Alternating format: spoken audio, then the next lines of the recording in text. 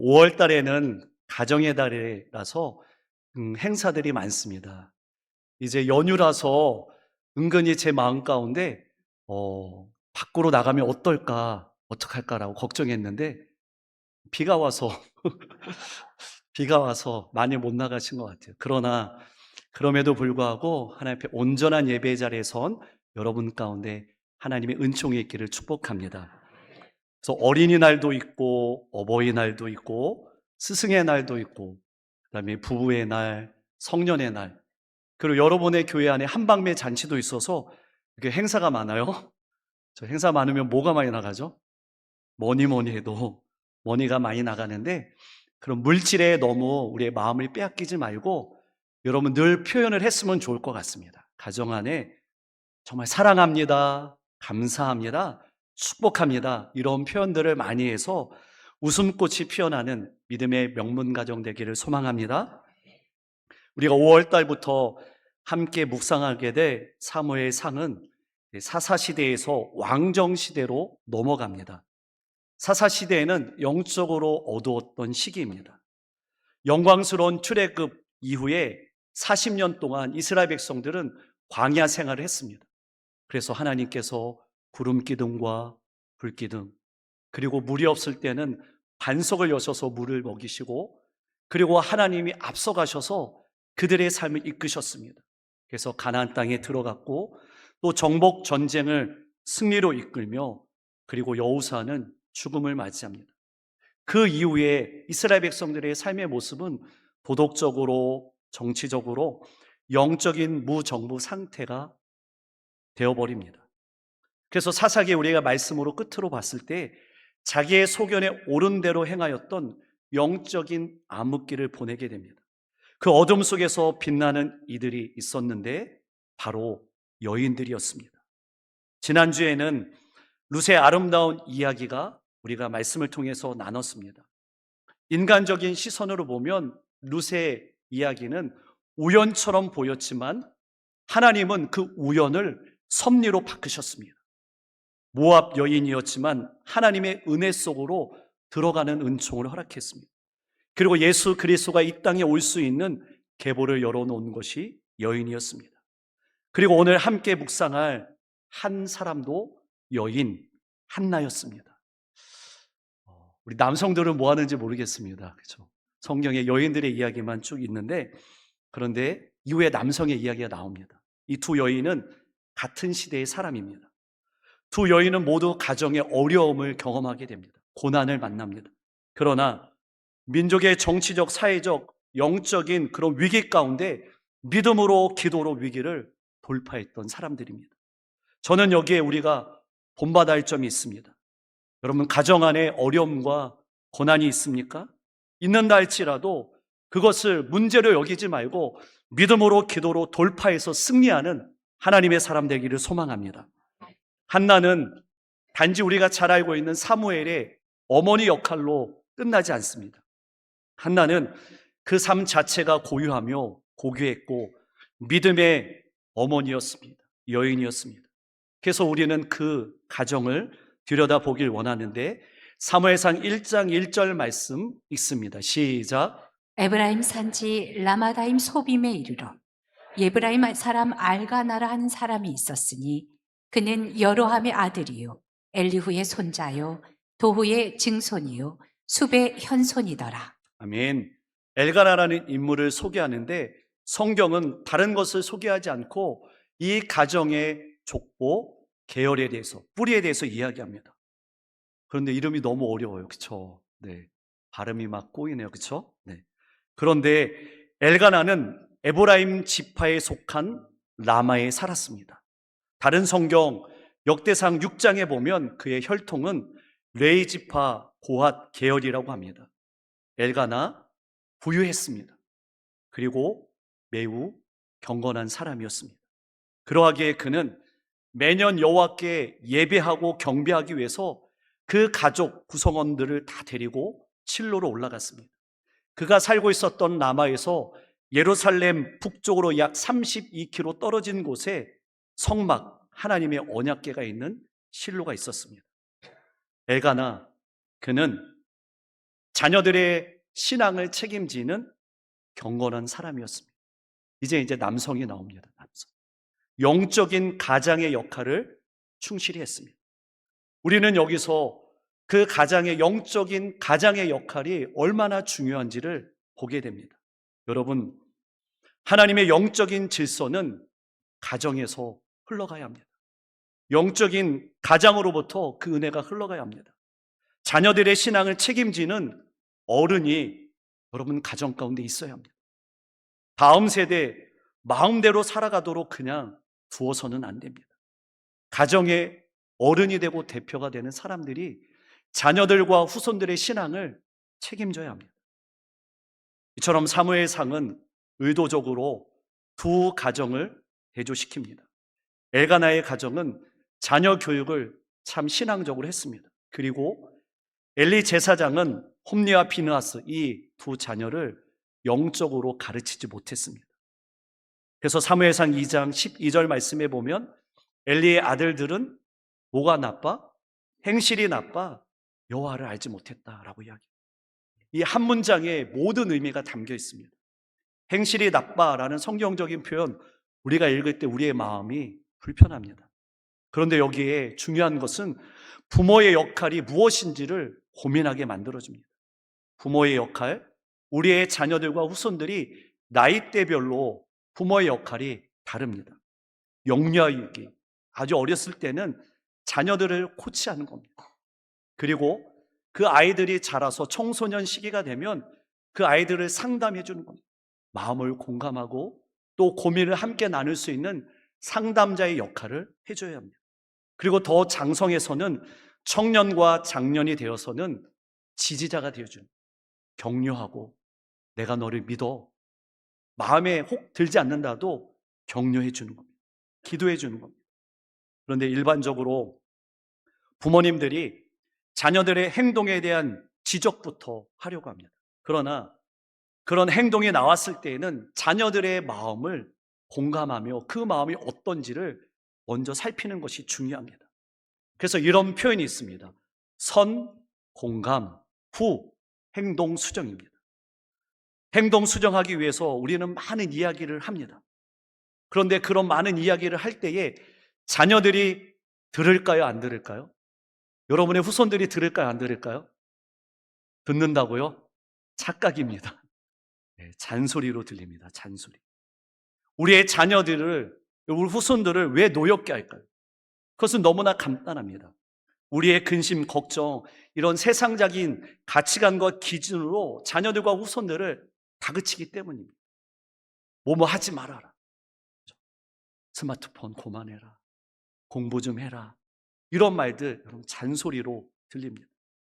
그렇게 마음을 다치게 하고 인생을 무너뜨리는 그런 모습이 여러분 부모들에게 있다라는 것입니다.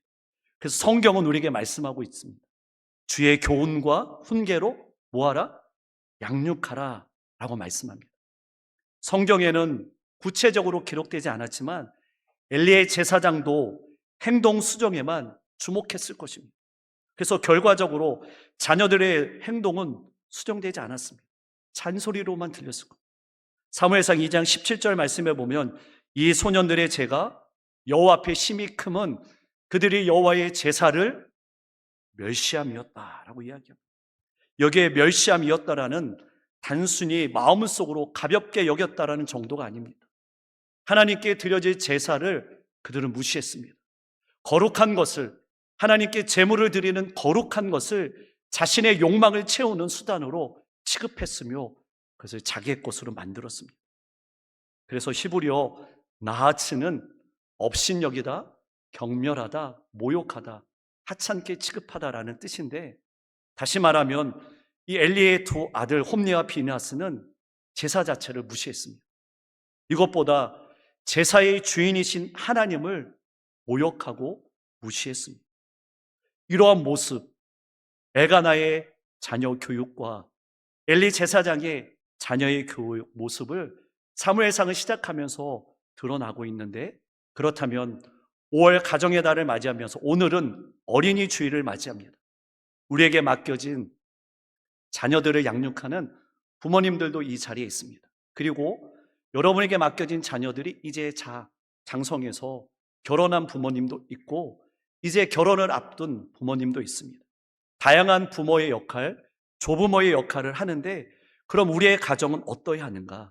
한나의 모습, 한나의 가정을 보면서 한번 다짐해 보려고 합니다.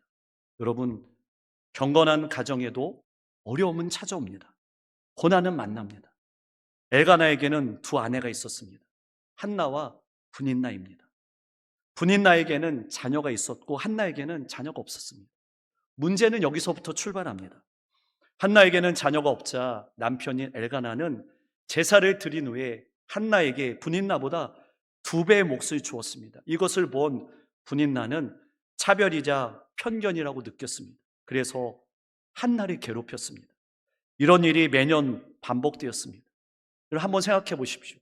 한 번에 끝난 것이 아니라 매년 거듭해서 조롱하고 괴롭힘을 당한다면 얼마나 고통스럽겠습니까? 그래서 한나는 하나님 앞에 울었습니다. 그리고 아무것도 먹지 않았습니다. 그녀는 극심한 우울증에 빠질 만큼 깊은 상처를 얻게 됩니다. 눈물 없이 하루도 살 수가 없었습니다.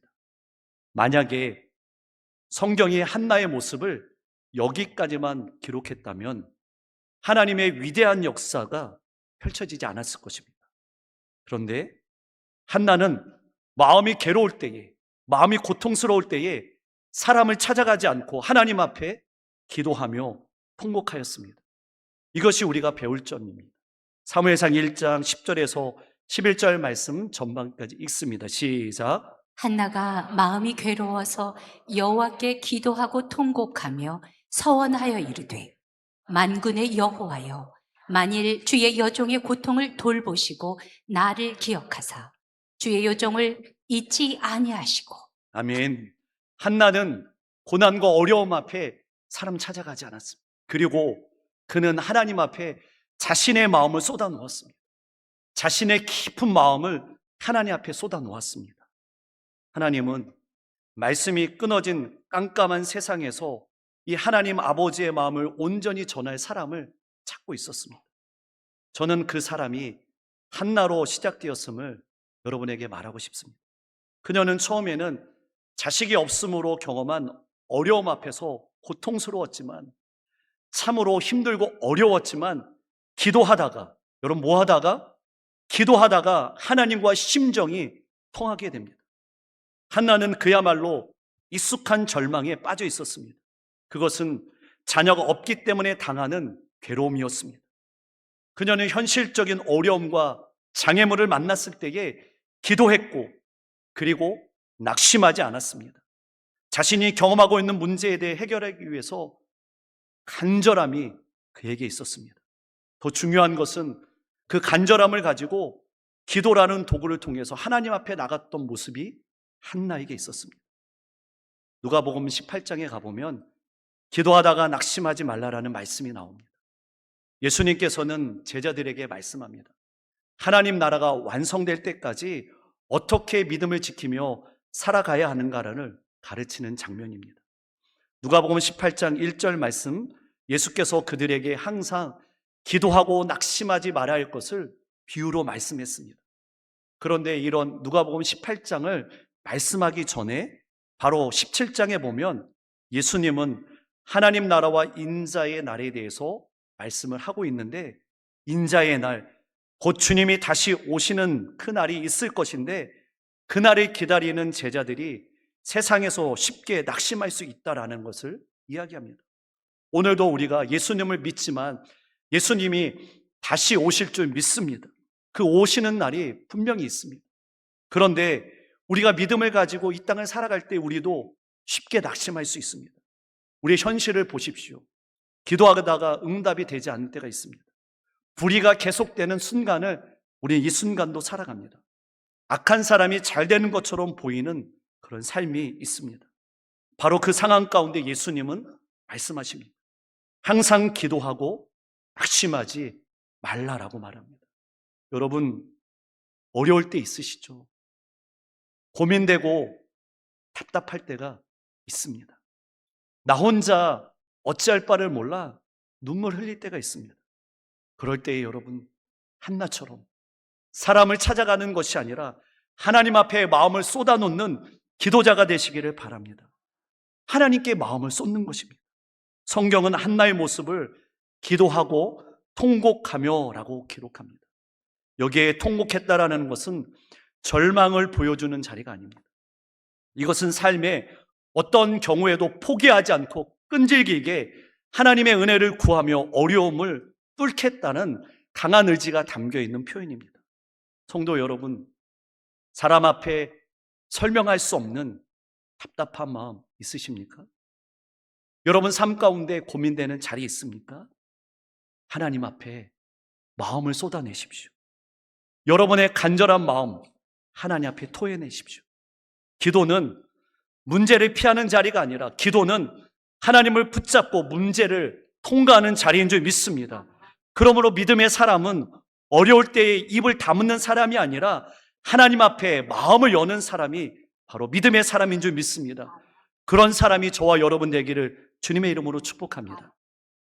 이런 예화가 있는데 미국의 카네기 멜렌 대학교의 컴퓨터 공학 교수였던 랜디 포시라는 교수님이 있었습니다.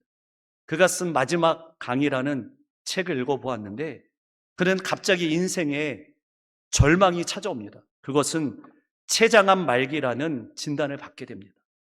병을 고치려고 애썼지만 결국 시한부 선고를 받고 학교를 떠나게 됩니다. 그런데 이 과정 가운데 아내와 작은 실랑이가 일어납니다. 랜디 포시 교수는 교단을 떠나기 전에 후학들에게 마지막으로 강의를 하고 싶다라는 마음이 들었고, 아내는 이제 몇 달 남지 않았는데 가족들과 특히 새 아이들과 함께 시간을 보내야 되지 않겠나라는 이야기가 됩니다. 결국 남편이 마지막 강의하는 것으로 결정을 내립니다.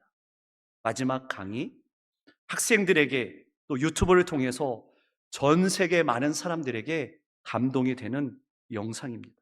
그리고 그의 책에 감동적인 한 구절을 써 놓았는데 화면에 보면 장벽에는 다 이유가 있다. 장벽은 우리가 무엇을 얼마나 절실하게 원하는지 깨달을 수 있도록 기회를 제공한다라고 그는 기록했습니다. 여러분, 장벽은 가로막기 위함이 아니라 우리가 그것을 얼마나 간절하게 원하는지를 증명할 기회를 주기 위함이라고 말하고 있습니다. 이 교수님은 마음의 태도가 정말 감동적입니다. 문제는 장애물이 아니라 그 장애물을 바라보는 우리의 태도에 있습니다.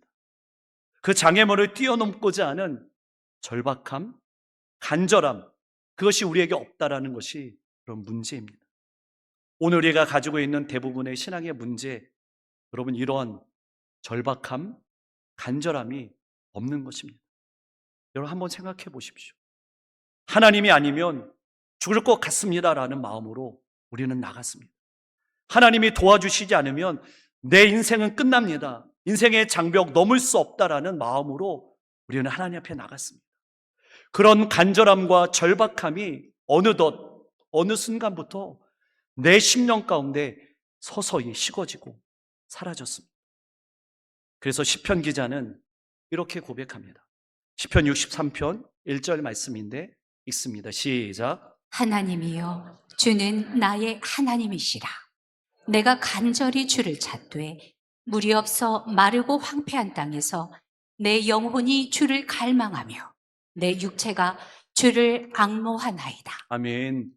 하나님이여, 주는 나의 하나님이십니다. 내가 주님을 찾을 때 그냥 찾는 것이 아니라, 여러분 시편 기자 다윗은 간절히 하나님을 찾았다라고 고백합니다. 목마른 사람이 물을 찾듯이 지친 영혼이 생명의 하나님을 찾는 것, 바로 간절함으로 찾았습니다. 저는 오늘 여러분 심령 가운데 다시 한번 간절히 하나님을 찾는 그런 마음이 회복되기를 주님의 이름으로 축복합니다. 한나는 문제 앞에서 어떻게 하였습니까? 부모님들은 인생의 문제 앞에 여러분 어떻게 하고 있습니까? 한나는 사람을 찾아 문제를 해결하기 위해서 동분서주했던 것이 아닙니다. 그 문제를 가지고 창조자 되시는 하나님 앞에 절박함으로 나갔습니다. 이것이 진짜 신앙입니다. 여러분 자녀를 양육하면서 만난 어려움이 있으십니까? 이 세상을 살아가면서 만난 고통스러운 일이 있으십니까? 있다면 하나님께 가지고 나가기를 바라겠습니다. 그리고 우리에게 필요한 자세는 간절함입니다. 간절함. 절망을 뛰어넘을 수 있는 간절함이 여러분 있습니까? 하나님과 마음이 통하면 절망이 오히려 희망으로 된다는 사실을 붙잡고 하나님 앞에 나가 마음을 쏟을 수 있는 저와 여러분의 신앙의 여정이 되기를, 그래서 우리의 가정이 다시 한번 회복되는 은혜가 여러분 삶 가운데 펼쳐지기를 주님의 이름으로 축복합니다. 이제 한나에게 찾을 수 있는 아름다운 흔적은 하나님께서 한나를 생각해 주셨습니다. 여러분, 누군가 나를 생각해 준다라는 거 굉장히 기분이 좋은 겁니다. 나를 생각해 주는 사람이 있다면 힘이 나서 못할 일이 없습니다. 사람이 나를 생각해 줘도 이렇게 힘이 나는데 하나님이 나를 생각해 주시면 여러분 끝 아니겠습니까? 어려움이 있어도 고난이 있어도 하나님이 나를 기억해 주시고 생각해 주시면 어떤 것도 두렵지 않습니다. 그래서 한나는 주님 앞에 계속 기도했습니다. 짧게 한두 마디 한 것으로 끝나지 않고 마음속에 쌓인 고통과 억울함, 서러움, 그리고 믿음의 고백을 하나님 앞에 오랫동안 쏟아 놓았습니다. 그런데 기도하던 한나의 모습을 보고 엘리는 오해를 했습니다. 입술은 움직이고 소리는 들리지 않았습니다. 엘리는 이 모습을 보고 한나가 술에 취했다라고 오해했습니다. 그래서 너가 언제까지 취해 있겠느냐라고 꾸짖었습니다. 그런데 여기에 우리는 중요한 사실을 봅니다. 사람은 겉으로 보고 판단할 때가 참 많습니다. 저 역시 이러한 모습이 있습니다. 엘리의 제사장이었지만 한나의 영적인 고통과 기도의 깊은 의미를 알아차리지 못했습니다. 한나, 술에 취한 여인이 아니라 고통 가운데 하나님께 매달리는 여인이었습니다. 더 나아가 한나는 아직 기도를 응답받기 전에 있었지만 그 기도를 통해서 하나님 앞에 평안을 받았습니다. 이것이 오늘 본문 사무엘상 1장 19절 말씀에 이렇게 기록됩니다. 읽습니다. 시작. 그들이 아침에 일찍이 일어나 여호와 앞에 경배하고 돌아가 라마의 자기 집에 이르니라. 엘가나가 그의 아내 한나와 동침하매 여호와께서 그를 생각하신지라. 아멘. 여호와께서 한나를 생각하셨습니다. 생각하셨다라는 것은 히브리어로 자카르인데 기억하다, 마음에 두다, 새기다라는 뜻입니다. 하나님께서 한나를 하나님 마음에 두셨습니다. 이 단어는 성경에서 언약과 관련된 매우 중요한 표현입니다. 노아 홍수 이후에 하나님께서는 노아와 언약을 맺으십니다. 그리고 그 언약을 기억하시고 다시는 홍수로 세상을 멸하지 않겠다라고 약속하셨습니다. 여기에 사용된 기억, 자카르입니다. 하나님은 한나를 기억하셨습니다. 창조주 하나님께서 기억하셨고 생각하셨고 역사에 개입하셔서 놀라운 인생을 펼쳐주셨습니다. 여러분, 누구의 인생 가운데였습니까? 한나의 인생이었습니다. 하나님께서 한나를 생각하시고 기억하시고 그녀의 태의 문을 여셔서 귀한 생명을 허락해 주셨습니다. 저는 오늘 이 어린이 주일을 맞이해서 귀한 예배 자리에 있는 여러분들에게도 이 자카르의 은혜가 여러분의 심령 가운데, 가정 가운데 흘러가기를 축복합니다. 하나님이 여러분을 생각하시면 문제는 열려지게 될 줄 믿습니다. 문제 앞에 여러분 주저하지 마십시오. 하나님은 지금도 우리를 생각하시고 기억하고 있는 줄 믿습니다. 또한 우리의 다음 세대인 자녀들과 후손들도 하나님이 기억해 주시는 은혜가 있길 소망합니다. 여러분, 하나님이 기억해 주십니다. 다른 어떠한 사람이 아니라 하나님이 기억해 주신다는 것을 늘 우리의 가슴에 품었으면 좋겠습니다. 저는 그래서 오늘 말씀을 준비하면서 우리의 다음 세대들을 이런 마음으로 품고 기도했으면 좋겠습니다.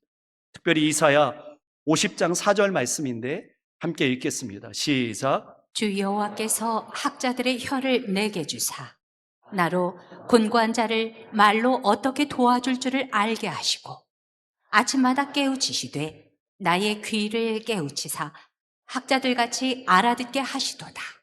아멘. 여기 학자의 혀는 단순히 공부를 잘하는 말재주가 아닙니다. 하나님께서 배운 이 성경의 말씀으로 여러분의 자녀들이 여러분의 후손들이 이 세상을 살아갈 때에 지치고 곤고한 사람들을 살리는 귀한 하나님의 사람 되기를 축복합니다. 그렇게 하기 위해서 우리는 여러분 이 자리에 우리의 자녀들이 있을 수 있습니다. 그리고 이제 각자의 예배의 자리에서 자녀도 있고, 때로는 장성에서 출가한 자녀도 있고 후손들이 있습니다. 그 자녀들을 여러분의 가슴에 품고 이제 화면에 나올 텐데 그 자녀들을 위해서 기도문을 함께 하나님 앞에 올려드렸으면 좋겠습니다. 있습니다. 시작. 우리 자녀들에게 학자의 혀를 허락하셔서 세상의 말이 아니라 하나님의 말씀으로 사람을 위로하고 살리는 입술이 되게 하옵소서. 아침마다 그들의 귀를 깨우쳐서 학자들 같이 하나님의 뜻을 알아듣게 하시고 배운 말씀을 삶으로 살아내게 하옵소서. 아멘.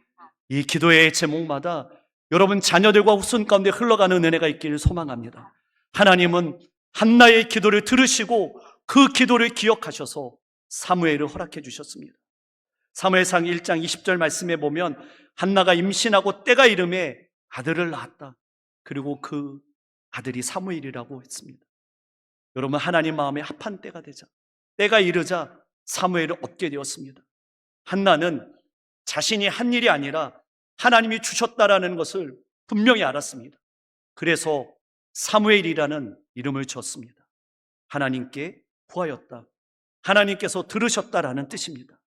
그러므로 하나님과 한나가 서로 통하고 생각하고 기억함으로 말미암아 이 가정 가운데 하나님의 은혜가 흘러가게 된 줄 믿습니다. 이제 사무엘을 얻은 이 가정, 이 자녀를 어떻게 양육했는지 우리는 마지막으로 주목해야 합니다.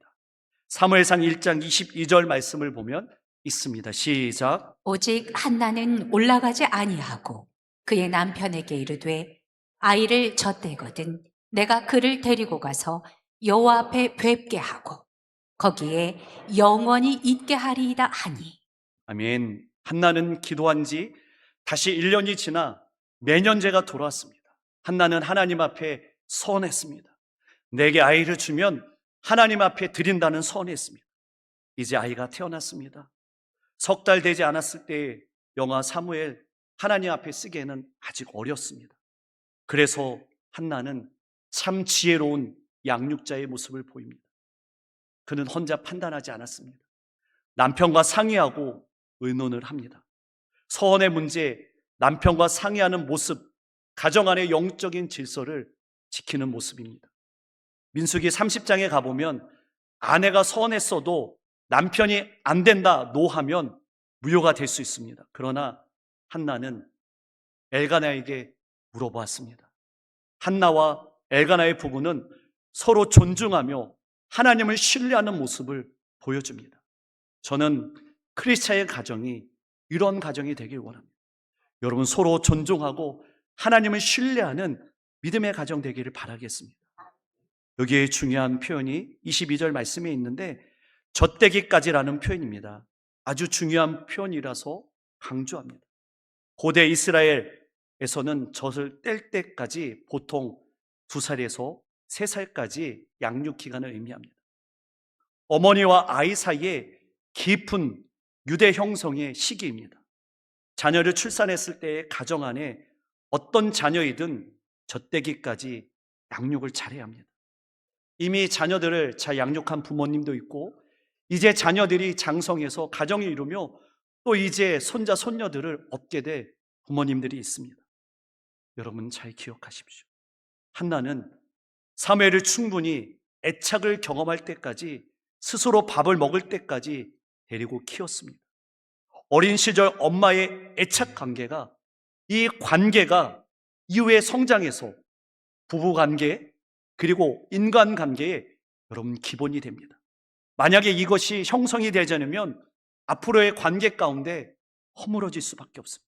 적어도 3년 동안 엄마의 안정적인 애착관계가 형성되는 것이 아이의 인생의 전체에 안정감을 주는 것입니다. 그런데 요즘 맞벌이하는 우리 젊은 세대들에게 이야기를 하면 잘 귀담아 듣지 않습니다. 목사님, 너무 현실을 모르는 소리 같습니다. 현실이 얼마나 치열한데요. 젖대기까지 양육하는 것이 얼마나 어렵습니까? 요즘은 함께 일하지 않으면 경제적으로 어렵습니다. 또한 여성들이 밖에서 일하지 않으면 처지는 것 같은 이야기를 듣습니다. 사회 구조도 그렇습니다. 그런데 나중에 더 큰 어려움을 만나기 전에 자녀를 출산하고 3년 동안 엄마가 양육하는 것이 절대적인 것을 알아야 합니다. 이 사실을 한나는 알았습니다. 그래서 자신이 젖을 때거든 그때 하나님 앞에 영원히 섬기는 사람으로 드린다라는 이야기를 하고 있는 것입니다. 사랑하는 성도 여러분, 여러분의 가정 안에 하나님이 허락하신 이제 어린 자녀, 또 여러분에게 허락하실 손주, 손녀들이 있다면 그 자녀들을 가슴에 품고 정말 양육하는 믿음의 명문 가정 되기를 축복합니다. 결론적으로 한나는 사무엘을 얻은 뒤에 가장 먼저 고백한 고백이 있습니다. 그것은 이 아이는 내가 만든 결과가 아니라 하나님께서 기도에 응답하여 주신 은혜다라는 것을 고백했습니다. 내 수고로, 내 노력으로 얻은 것이 아니라 하나님께서 허락하신 은혜라는 것을 고백했습니다. 그것이 사무엘상 1장 27절 말씀에 기록됩니다. 읽습니다. 시작. 이 아이를 위하여 내가 기도하였더니 내가 구하여 기도한 바를 여호와께서 내게 허락하신지라. 아멘. 여호와께 내게 허락하신지라 라고 이야기합니다. 누가 허락하셨다고요? 하나님이 허락하셨습니다. 사무엘은 우연히 얻은 자녀가 아니었습니다. 자신의 노력으로 얻은 자녀도 물론 아니었습니다. 눈물의 기도를 들으신 하나님께서 주신 거룩한 생명이었습니다. 이것이 한나의 믿음이었습니다. 한나는 하나님께 받은 것을 다시 하나님께 올려드렸습니다. 자녀를, 후손을 자신의 소유로 붙잡지 않고 하나님 손에 맡겨드렸습니다. 사랑하는 성도 여러분, 여러분에게 맡겨진 자녀, 후손들, 내 소유가 아니라 하나님 소유라는 것을 다시 한번 고백하며 하나님 손에 올려드릴 수 있는 믿음의 양육자들 되길 주님의 이름으로 권면합니다. 자녀들, 후손들, 부모의 꿈을 이루기 위한 도구가 아닙니다. 부모님들의 자존심을 세우기 위한 소유물도 아닙니다. 자녀, 우리의 후손들, 하나님께서 여러분에게 맡기신 귀한 생명임 믿으시길 바랍니다. 그러므로 우리 부모의 가장 큰 사명은 자녀를, 후손을 내 뜻대로 만드는 것이 아니라 하나님 뜻 안에서 자라도록 맡기고 기도하는 것이 우리의 사명인 줄 믿습니다. 5월 가정의 달 이제 우리는 보냅니다. 우리에게 허락하신 가정, 여러분 화려하지 않아도 때로는 눈물 날 일 많지만 그럼에도 불구하고 우리가 기도할 수 있는 것은 감사한 일인 줄 믿습니다. 기도하면서 하나님 앞에 마음을 쏟아낼 때에 우리의 삶의 자리마다 하나님의 사랑의 흔적이 묻혀날 줄 믿습니다. 더 나아가 세상이 줄 수 없는 그 은총이 우리에게 펼쳐진다는 사실을 굳게 믿고 하늘에 펼쳐진 이 약속을 붙잡고 다름질하여 승리하는 믿음의 명문 가정 다 되기를 주님의 이름으로 축복합니다.